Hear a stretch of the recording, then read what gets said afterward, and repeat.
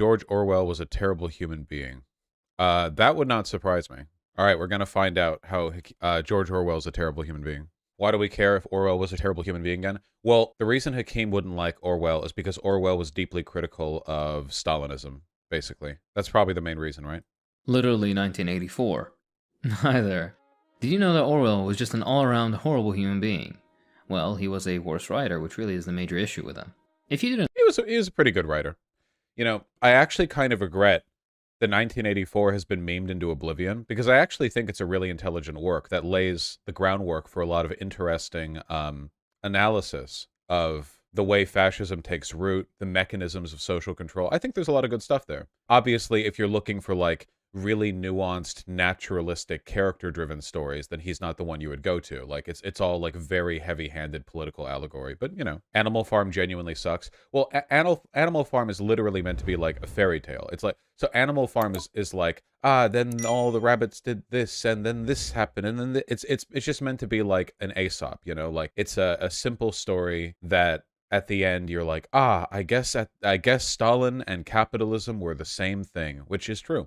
It's not bad. It's just, you know, you have to know a fable, not a fairy tale. That's right. Thank you. A fable, not a fairy tale. You just have to know what it is. didn't know, George Orwell was a snitch, a rapist, a racist, a colonial cop, and a CIA puppet. Whether I've been accused of being all these things. in the height of World War II, he says the willingness to criticize Russia and Stalin is the test of intellectual honesty. Yes, echoing many a reactionary and liberal in red paint we see today.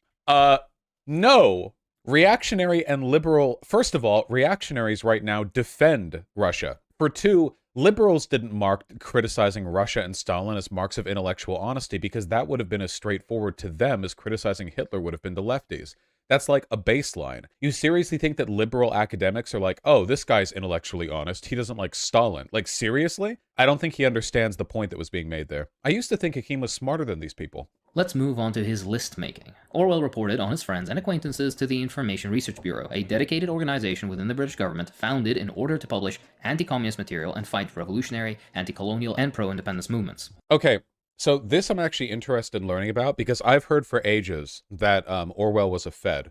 But then I've heard people say the only people that Orwell reported to the state were Stalinists, who I don't give a fuck about. So I guess I want to know, like, did he actually report lefties, or did he report Stalinists? Yeah, Vaush, it's the latter. Oh, well then, hey, I don't give a They're not my fucking comrades. Hey, you guys, listen, Orwell literally fought in Spain. Do you know what happened to the anarchists who fought in Spain? The Stalinists turned on them and started shooting the anarchists in a way that ended up aiding the fascists. There were fascists, anarchists, and Stalinists in Spain, and the Stalinists turned on the anarchists and gave the fascists the upper hand. I don't give a fuck if Stalinists are reported to the state. I don't give a shit. It's like reporting Nazis, except Nazis have killed fewer anarchists than Stalinists have. Arguably, his magnum opus, Animal Farm, was written in 1943 and 1984 is better than Animal Farm. 44, yet not a mention or room in his mind for condemning fascism as it was ravaging Europe. Wait, yes he did. Wait, the book was a condemnation of fascism.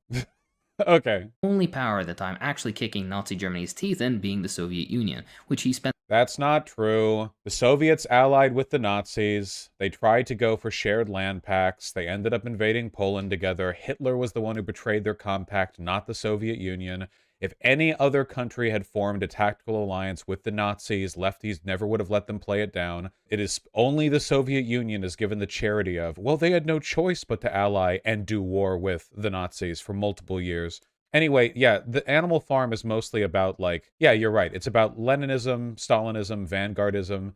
Though, if you're based and red-pilled like myself and George Orwell, you know, it's not as though Stalinist Russia wasn't fascist. That's why Hakeem dislikes it. I like the implication here that you can't produce any work which is critical of revisionism because fascism exists at that time, you know? I thought lefties, especially Tankies, were all about, like, constant internal critique. But then, like, George Orwell writes a book which is a pretty severe condemnation of the behavior of the Soviet Union. It's like, well, Adolf Hitler is alive-ish while you're writing this, so, you know, you can't do that.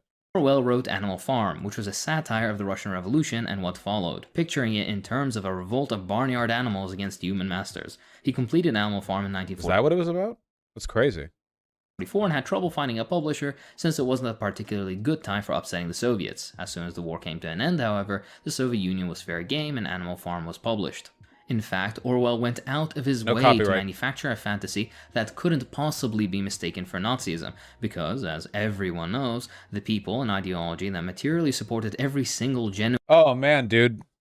Like, listen how mad Hakim is that he was criticizing the Soviet Union. That's all this is. The literal explicit criticism being made right now of Orwell is he criticized the Soviet Union. That's it. It didn't even get published until after the war. He's still seething over it. So be clear. The only thing he has trouble with here, it's not the circumstances under which Stalin and the Soviet Union were criticized. It is just that they were criticized. Hakim does not mention the elephant in the room, that Orwell's actions were motivated by a personal hatred of anyone associated with the USSR due to the fact of how Stalinists and foreign agents working for Stalin worked to undermine the activity of the anti-Stalinist left during the Spanish Civil War. Is he going to bring up the Spanish Civil War? I don't actually think this includes it. Is he going to leave that context, like, out of this? Of course, not a single line critiquing American genocidal policies globally or their Whoa! Why would he critique American genocidal policies globally? They were fighting the Nazis. What, are you pro-Hitler? Why would he critique America when they were fighting against the Nazis at that time? Huh? You pro-Nazi? There's a war going on. There's a time and a place. Their constant warmongering and saber-rattling, and their sanctions and bombing of poor third-world countries trying to detach from colonial regimes that I can't hear you over the sound of Hitler existing. oppressed them for decades, if not centuries. Nothing on the Spanish or French or Portuguese. Nothing on the Spanish? Oh, I'm sorry. I apologize.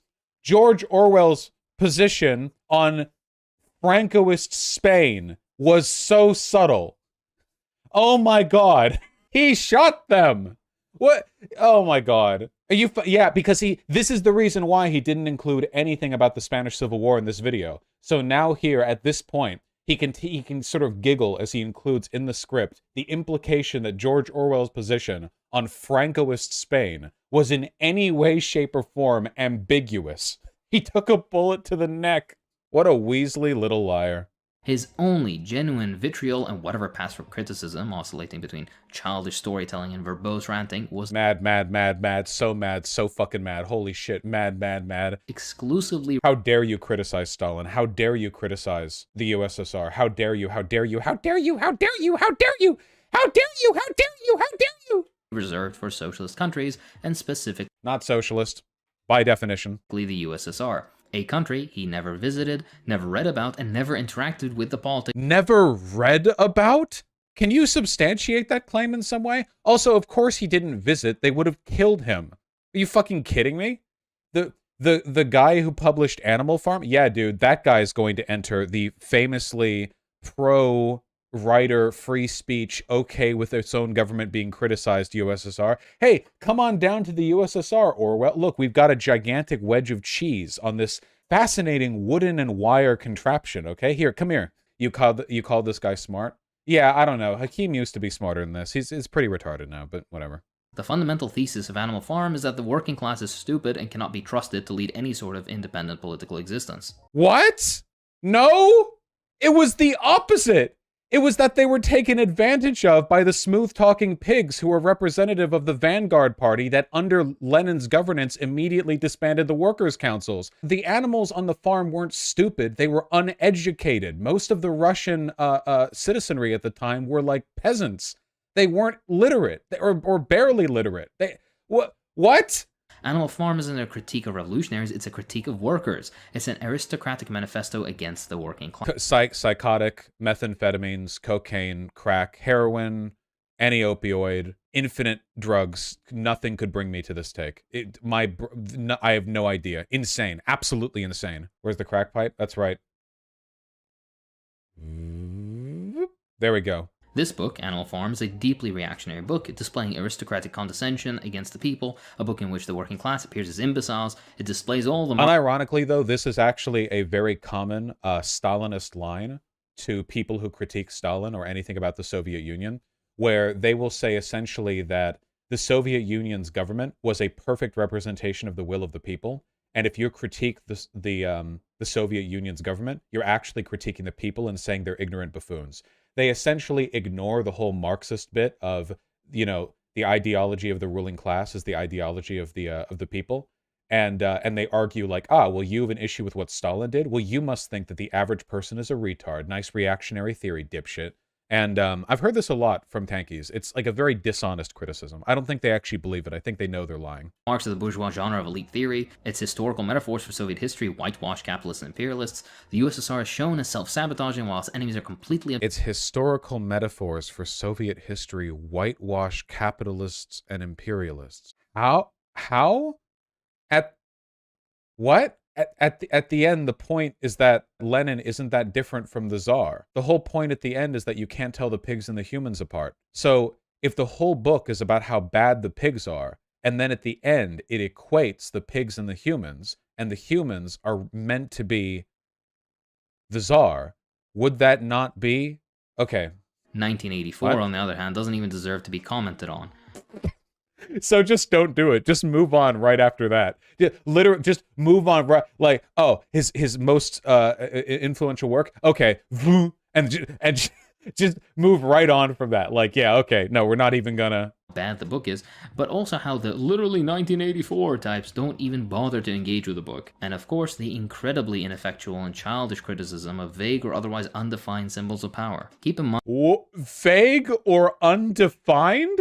Oh my god, man. They haven't read the book. They haven't read the book. Undefined? The whole book is about defining them and the whole book is about them. There's nothing vague in 1984. The whole book, it's not abstract. Every system of power is directly addressed. There is, guys, for those of you who haven't read 1984, at some point while writing it,